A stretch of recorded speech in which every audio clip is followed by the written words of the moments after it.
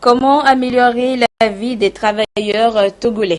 La solution pourrait venir d'un outil d'analyse de la politique sociale, un tout nouvel instrument que découvrent les responsables en charge de la protection sociale au Togo depuis ce matin.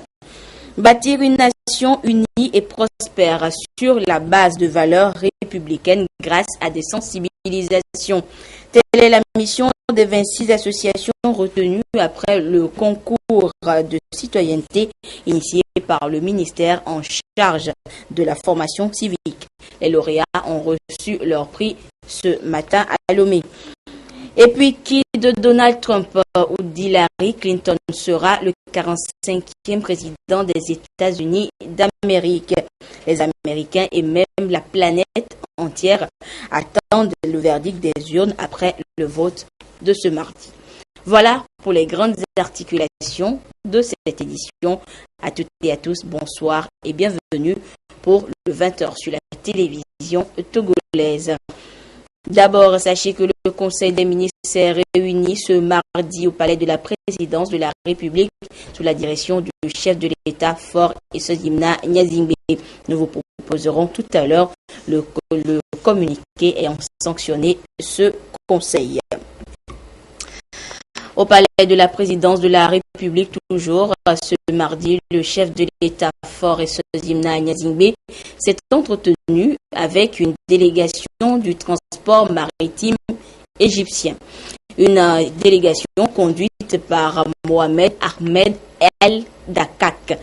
Il est le vice-président du conseil d'administration du port d'Alexandrie.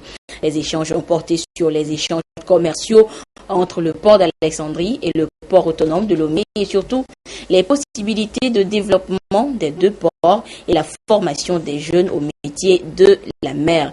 Et c'est une nouvelle ère de coopération bilatérale dans le domaine maritime qui s'ouvre ainsi entre l'Égypte et le Togo. Nous écoutons Mohamed Ahmed El Dakak à la sortie de l'audience au micro de Arnaud Kilio. كنا بنتكلم اساسا في اتجاه محور تنمية العلاقات والتعاون في مجال. C'est une visite d'une délégation de transport maritime et nous sommes ici pour lancer la coopération dans le domaine du transport maritime et c'était le sujet principal de cette rencontre pour discuter les possibilités d'améliorer la coopération dans ce domaine. Le premier sujet, c'était la discussion des possibilités d'avoir une ligne maritime directe entre l'Égypte et l'Afrique de l'Ouest en général et le Togo en spécifique. L'autre sujet, c'était le sujet de formation. Il y a beaucoup de possibilités de formation, de coopération dans le domaine de formation parce que nous avons avec nous le doyen de la faculté de recherche maritime et aussi le doyen de la faculté d'ingénierie maritime. Et ils ont offert des bourses de coopération et de formation. Le troisième sujet actuellement, c'était la coopération dans le domaine de développement de ports parce que l'admiral est le représentant de le port autonome d'Alexandrie qui est le plus grand au Moyen-Orient et sur le mer Méditerranée et pour discuter aussi cette coopération avec le port autonome de Lomé mais aussi l'érosion côtière. Et en seconde audience, le chef de l'État s'est entretenu en début d'après-midi, toujours au palais de la présidence de la République, avec Madame Neza Alaoui, ambassadeur du Maroc au Togo. En fin de mission dans notre pays, elle est allée faire ses adieux au président de la République. La diplomate marocaine n'a fait aucune déclaration à la presse à la sortie de cette audience. De son côté, le Premier ministre Comissé Lom Klassou a reçu ce mardi une délégation conduite par le directeur général adjoint de l'UNESCO, M. Tang Kian. et le chef du gouvernement ont échangé sur les sujets relatifs à la coopération entre l'UNESCO et notre pays, du succès enregistré par le Togo dans la mise en œuvre du nouvel agenda du développement durable, surtout concernant le volet éducatif. Écoutons le directeur général adjoint de l'UNESCO à la sortie de l'audience. Il est au micro de Nathalie Paneke.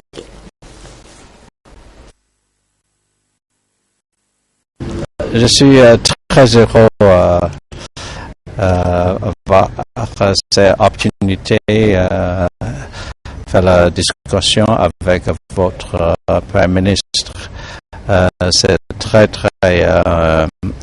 utile. Nous discuter la coopération entre l'UNESCO et le Togo concernant le développement de l'éducation, parce que dans votre pays, vous avez un grand défi pour les mises en œuvre de la nouveau agenda pour le développement durable. Mais votre gouvernement a déjà obtenu grand succès. J'ai félicité le travail de le gouvernement de Togo et aussi nous allons continuer notre coopération pour faciliter et pour assister le gouvernement de continuer le travail pour obtenir l'objectif du développement durable à l'année 2030. Les conseillers pédagogiques des inspections du préscolaire et du primaire des régions centrales, Kara et Savane, sont en session de formation à l'INI de Dapan.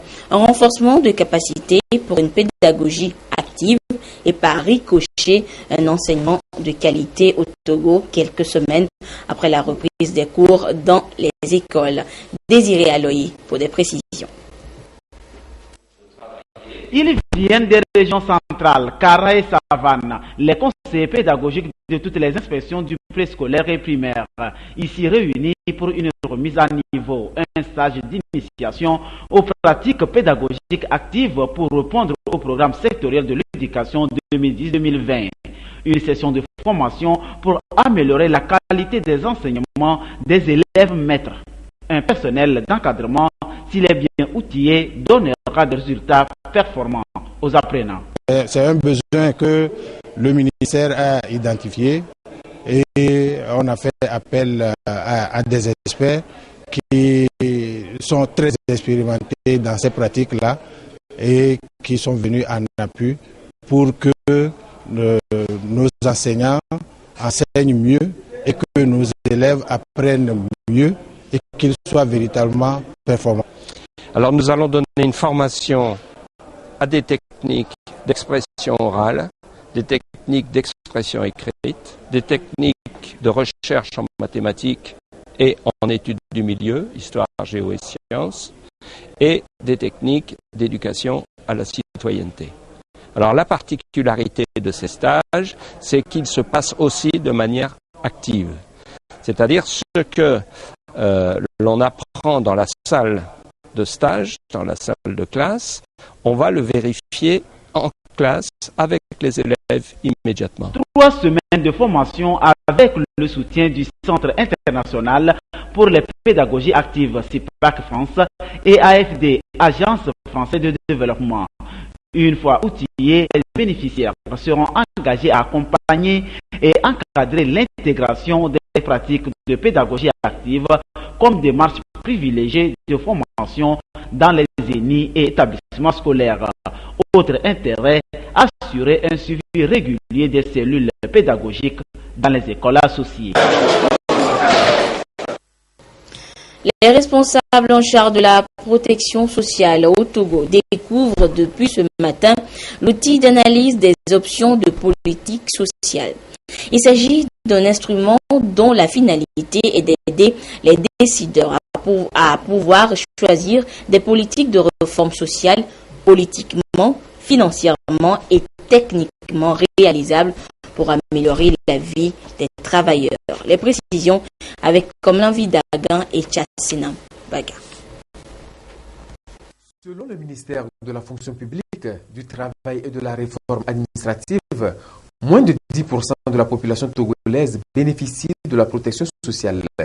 L'ambition du gouvernement à moyen et long terme est de porter la couverture sociale à l'ensemble des citoyens. Pour réussir ce pari, il importe d'analyser tout le système de protection sociale. Le Togo a alors choisi de mener cet exercice avec l'outil d'analyse des options de politique sociale SPOT. Il permet donc aux décideurs de pouvoir déterminer entre différentes options de politique possibles, celles qui sont les plus faisables politiquement, financièrement, et qui aussi permettent d'avoir le meilleur impact en termes des services rendus aux populations. Le SPOT est développé par le Bureau international du travail et l'Organisation pour la coopération et le développement économique OCDE de l'Union européenne. Le Togo est l'un des 10 pays au monde à l'expérimenter et les attentes sont énormes. Dès que ces analyses seront terminées, que des recommandations seront prêtes, qu'elles seront soumises à des sessions de dialogue national. Ces sessions de dialogue national dégageront des priorités pour des prestations à fournir. La coordinatrice résidente du système des Nations Unies et le représentant du ministre de la fonction publique et du travail ont souligné l'importance de promouvoir la protection sociale comme droit fondamental reconnu à tous tout au long du cycle de vie.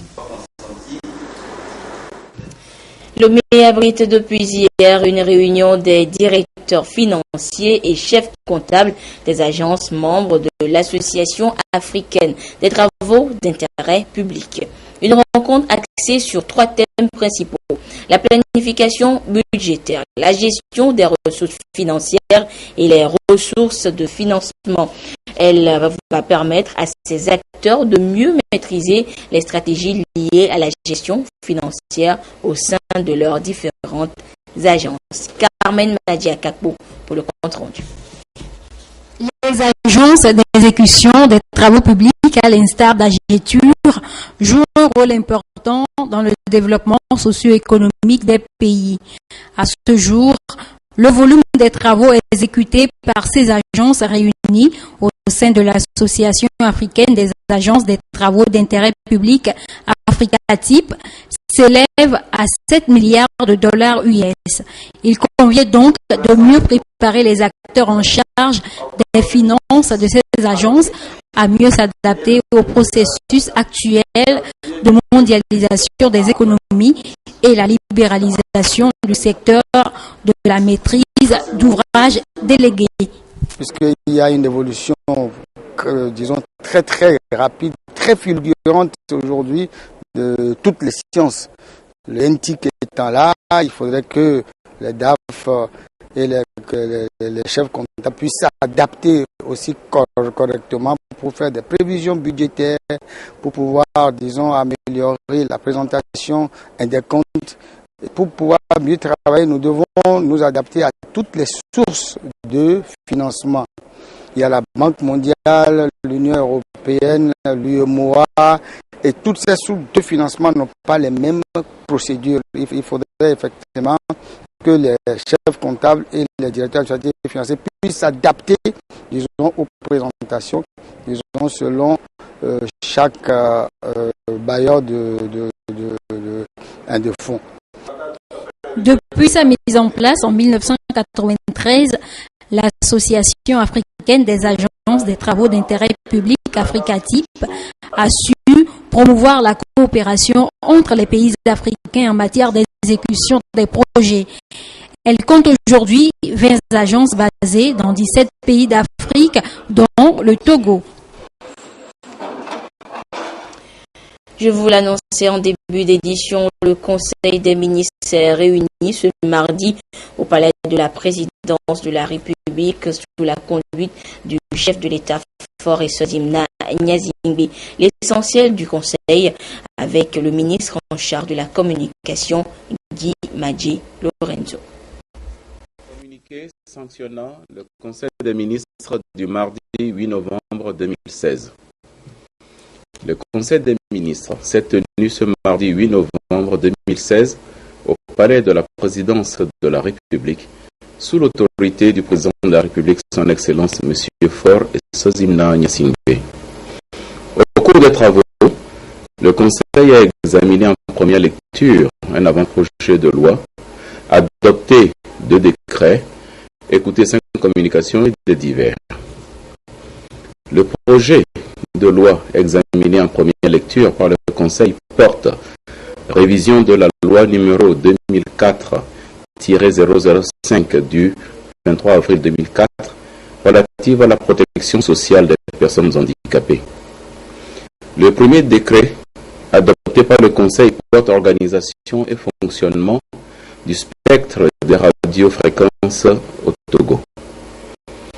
S'inscrivant dans la démarche de renforcement du cadre réglementaire et institutionnel ainsi que de la modernisation des infrastructures et des services du secteur des postes et des télécommunications, le présent décret, pris en application de la loi numéro 2012-018 du 17 décembre 2012, porte organisation et fonctionnement de l'Agence nationale du spectre des radiofréquences.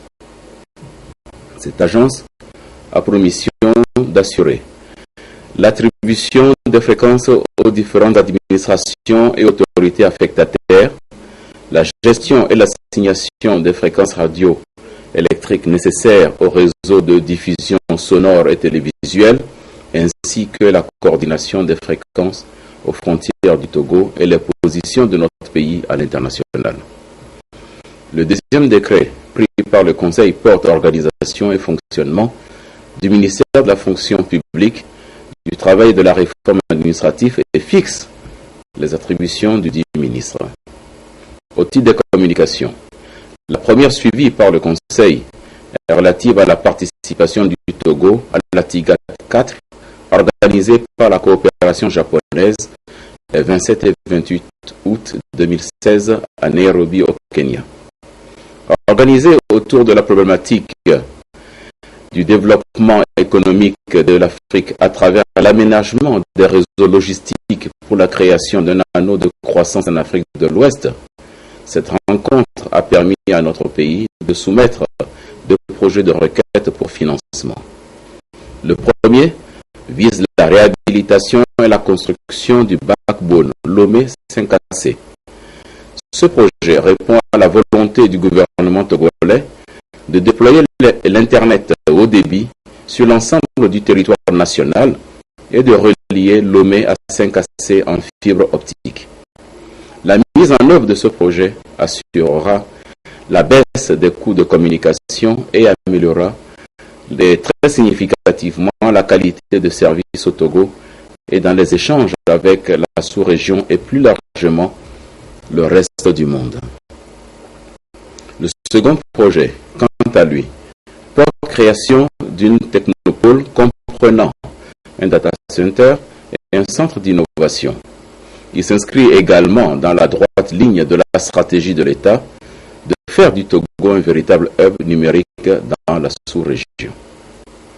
La seconde communication suivie par le Conseil est relative au renforcement de la collaboration entre les sociétés d'État Togo Télécom et Togo Cellulaire et à l'avancement du programme de transformation engagé sur les instructions du président de la République avec pour objectif de rattraper le retard accusé par notre pays en matière de connectivité et pour assurer un accès de qualité aux services de téléphonie pour tous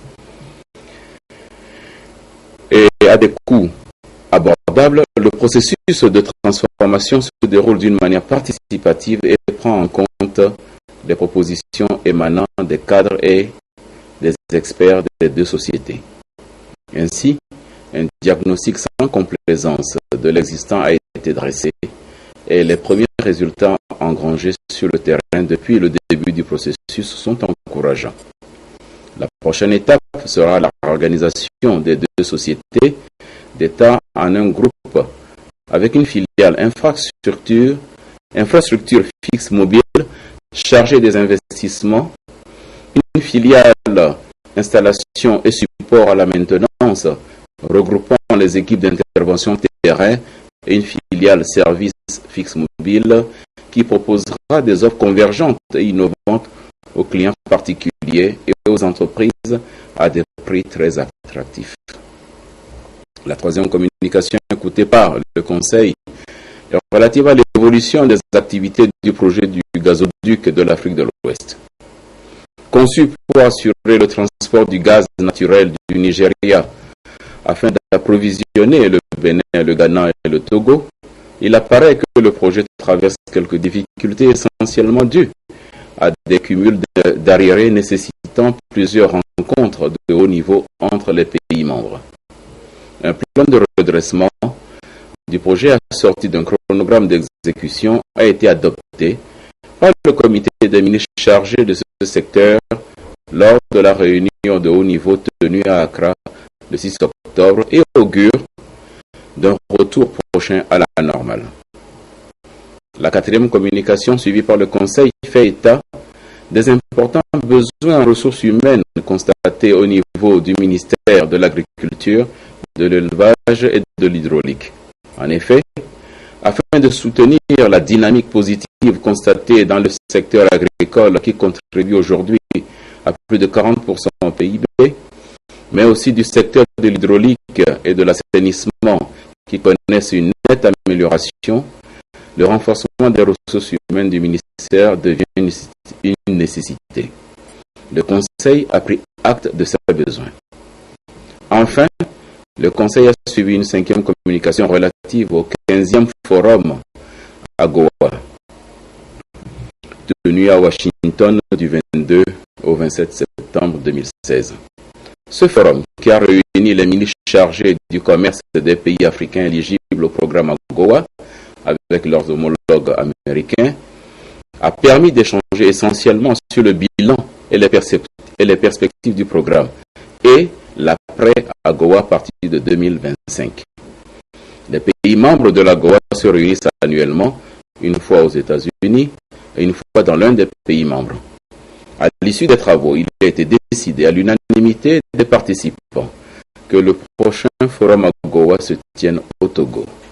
Le Conseil félicite le chef de l'État pour son leadership qui a permis aux pays membres et aux États-Unis de retenir notre pays pour abriter cette conférence. Prendront part à cette réunion plus de 1000 participants venant de 38 pays. Une délégation américaine est attendue dans les prochains jours dans notre pays afin de finaliser un chronogramme de l'organisation de cette réunion pour laquelle notre pays a déjà entamé les préparatifs. Au titre divers, le Conseil note avec satisfaction les avancées obtenues dans le processus du Millennium Challenge Corporation. En effet, le Togo a engrangé 2 nouveaux points, portant son score de 10 à 12 points sur 20. Il était demandé au gouvernement de poursuivre les efforts afin d'obtenir de nouveaux points, nous rapprochant du score final. Le Conseil a adressé ses félicitations au chef de l'État grâce à qui ces succès ont été enregistrés, ainsi que l'équipe chargée du MCC au Togo. Le Conseil a également été informé du prochain tournoi de l'UEMOA qui se tiendra au Togo du 26 novembre au 3 décembre 2016, lancé en 2007 à l'initiative de la commission de l'UEMOA. La Coupe de l'intégration ouest-africaine vise à créer un espace de brassage et de partage entre les peuples et les jeunesses des 8 pays membres et à favoriser la culture de l'intégration en rassemblant les équipes nationales de football des 10 pays composées exclusivement de joueurs locaux et évoluant dans l'espace communautaire. Initialement prévu pour se tenir en novembre 2014, cette 7e édition a dû être suspendue à cause de l'épidémie de fièvre à virus Ebola, au lendemain du tirage au sort effectué à Lomé le 27 septembre 2014. Sous l'impulsion du président de la République, l'UEMOA a renouvelé sa confiance au Togo pour abriter cette manifestation sportive, facteur de cohésion et d'intégration des peuples de l'espace de notre communauté ouest-africaine.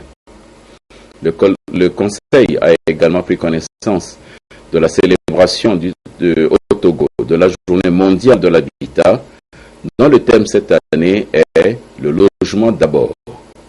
Les manifestations relatives à cette journée s'étaleront du 10 au 12 novembre 2016 et se dérouleront sur le site de la cité Mokoko à Didogomé. Ce site abrite la phase pilote du programme de construction de logements sociaux. Le Conseil a aussi été informé de la réunion des ministres chargés de la sécurité organisée par le Conseil de l'Entente, dont la présidence est assurée par le chef de l'État du 8 au 11 novembre 2016 à Lomé. Le Conseil a pris connaissance également des conclusions de la réunion de la Flexing Bank tenue du 3 au 4 novembre dernier. Cette réunion qui a mobilisé certains membres du gouvernement, de Togo Invest et le secteur privé a permis d'aborder la problématique du financement des PME-PMI et du climat des affaires au Togo. Lors de cette rencontre, des échanges directs ont eu lieu entre cette institution bancaire et les entrepreneurs togolais. Enfin, 2 décrets de nomination ont été pris au titre du ministère des enseignements primaires et secondaires et de la formation professionnelle. Fait à Lomé le 8 novembre 2016, le Conseil des ministres.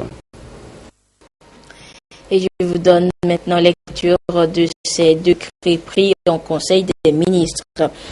Décret portant nomination du directeur du Centre national d'information et d'orientation scolaire et professionnelle. Le président de la République, le Conseil des ministres entendu décrète.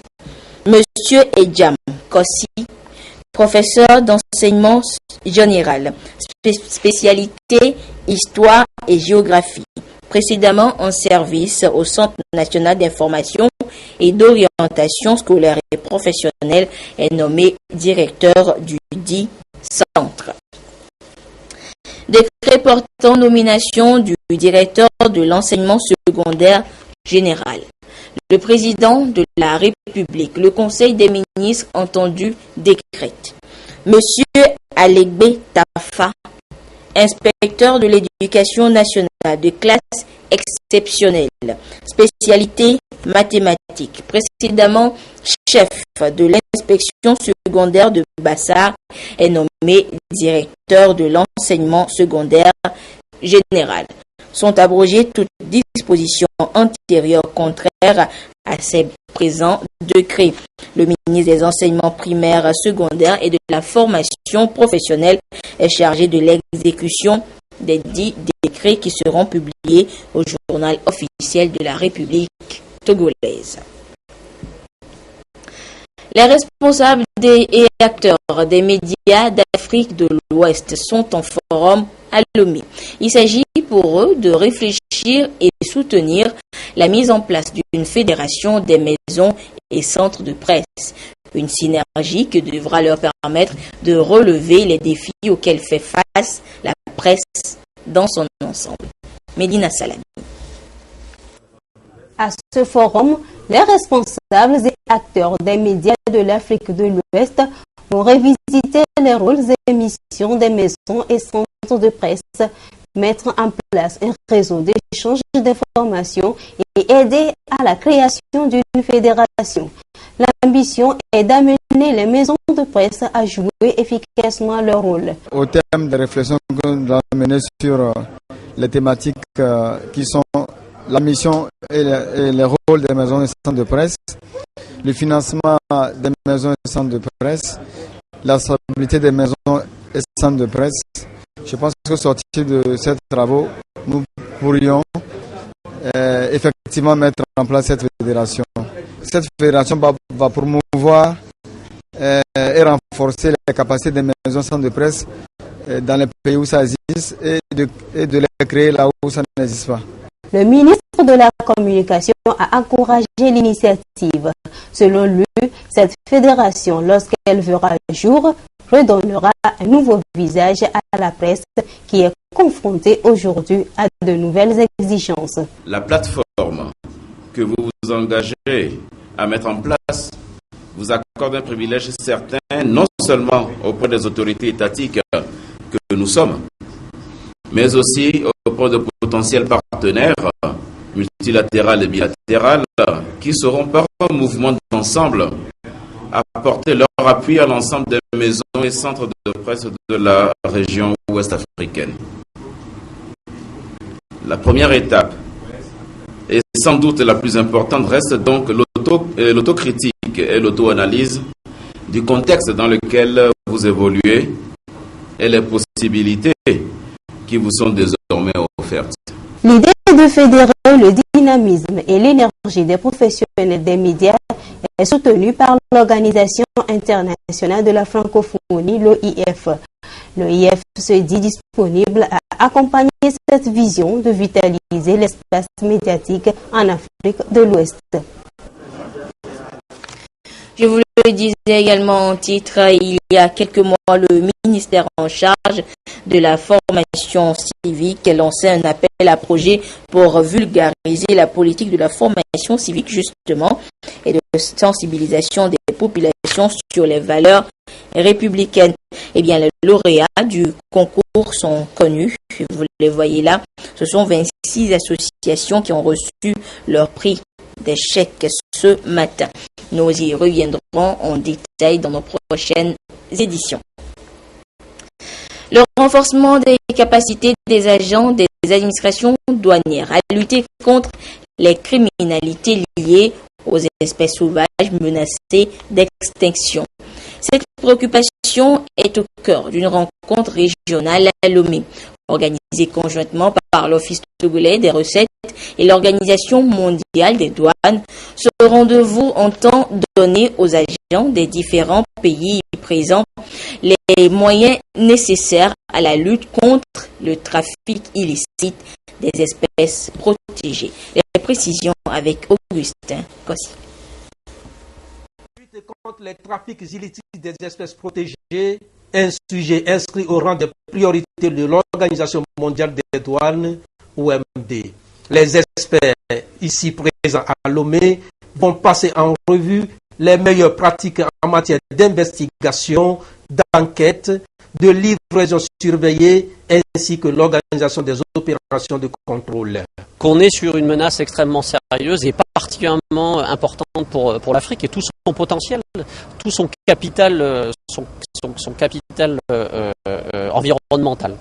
Donc on essaie à travers ce programme, et l'OMD en est le principal acteur, de renforcer les capacités de lutte contre la fraude des différentes douanes du monde, faire en sorte qu'on puisse parler le même langage. Parler le même langage, cela sous-entend échanger des informations, coordonner les actions au niveau régional en vue de lutter efficacement contre les braconniers. Il est question aussi de revisiter les techniques de renseignement, de collecte d'informations des administrations douanières en charge de la protection de la faune et de la flore. Nous avons cette obligation de mener un certain nombre d'actions de protection dans le cadre surtout de la convention CITES qui voudrait que les espèces de la faune et de la flore menacées d'extinction soient protégées.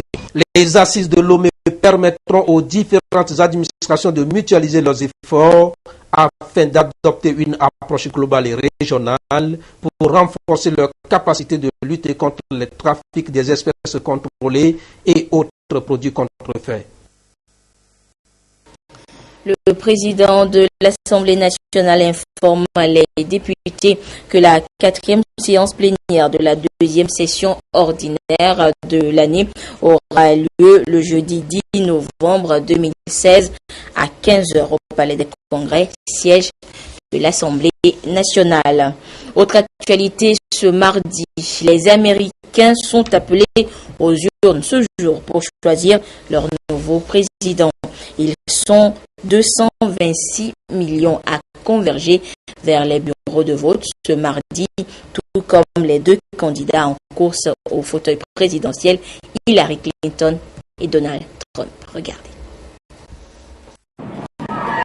Elle a le sourire figé de ceux qui savent que l'histoire est en marche. Au moment de mettre son bulletin dans l'urne, Hillary Clinton le sait, rien n'est joué, mais les sondages lui sont favorables. Quelques heures encore et elle pourrait devenir la 45e présidente des États-Unis, la première de l'histoire. Je ferai tout ce qui est en mon pouvoir si j'ai la chance de gagner aujourd'hui.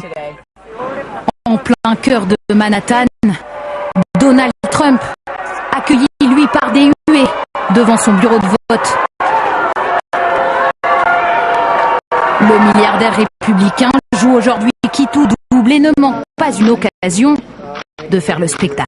Je suis ton futur président. Allez, top là. Confiant jusqu'au bout, avec un sens de la communication bien à lui. C'est combien? $1? Allez, tiens, voilà 10. Tu vas pouvoir te faire un petit profit.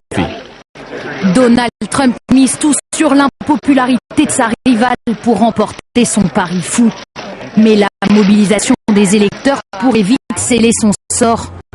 Aux quatre coins du pays, de l'Ohio à la Virginie, les Américains se sont déplacés en masse. Pas mécontents d'en finir avec une campagne particulièrement dure. Ce que j'en pense, je suis bien content que ça se termine. On va enfin savoir. Plus de suspense en revanche à Dixville Notch, New Hampshire. 7 électeurs seulement dans le village et le résultat est sans appel. Avantage, Hillary. On connaîtra donc dans quelques heures le nom du 45e président des États-Unis d'Amérique. La littérature togolaise s'agrandit. Elle vient d'enregistrer un nouveau recueil de poèmes intitulé « Là où je ne suis pas ». C'est un chef-d'œuvre de l'écrivain poète, ancienne ministre de la Communication, Germaine Kouméalo Anaté, composé de 25 poèmes structurés en 3 grandes parties dans lesquelles l'auteur s'interroge sur la vraie condition de l'homme tout en aspirant à un monde meilleur. Les précisions avec Sonia Aminikpo et Carmen Madji. Là où je ne suis pas, un nouveau recueil, le 3e du genre de l'écrivain poète Germaine Kouméalo Anaté. Dans ce bouquin de 25 poèmes structurés en 3 parties, l'auteur pose un regard poignant sur les conditions humaines sous une forme de révélation intérieure décrite dans un style très soutenu. D'où l'intérêt de la matière poétique pour les mordus de la langue de Molière. J'estime que là où le poète ne peut pas poser les problèmes dans des formes de vers, elle utilise la prose poétique pour mieux tendre vers la description. Ensuite, cela nous donne à comprendre qu'il y a une certaine ondulation dans l'inspiration poétique. Là où je ne suis pas est non seulement une interrogation, mais aussi une interpellation dans laquelle le poète aspire à un monde meilleur. C'est décrit la situation d'exil dans laquelle nous nous retrouvons souvent, beaucoup d'entre nous, soit à cause des voyages ou pour d'autres raisons également. C'est notre interrogation sur notre monde, sur ce monde de chaos que nous vivons au quotidien, ce sont des valeurs dans lesquelles je ne me reconnais pas. Je ne suis pas dans ce monde. Je rêve d'un autre monde. Je rêve des hommes debout, des hommes qui ont d'autres valeurs. Germaine Koumé-Alo-Anate est titulaire d'un diplôme approfondi en sciences de l'information et de la communication. Elle est aussi enseignante, chercheure, directrice du Centre d'études et de recherche sur les organisations, la communication et l'éducation CEROS. Voilà, c'est sur ces images que se referme cette édition. Merci à vous qui l'avez suivi un peu partout grâce à la télévision togolaise, notamment du côté des États-Unis d'Amérique. Au revoir.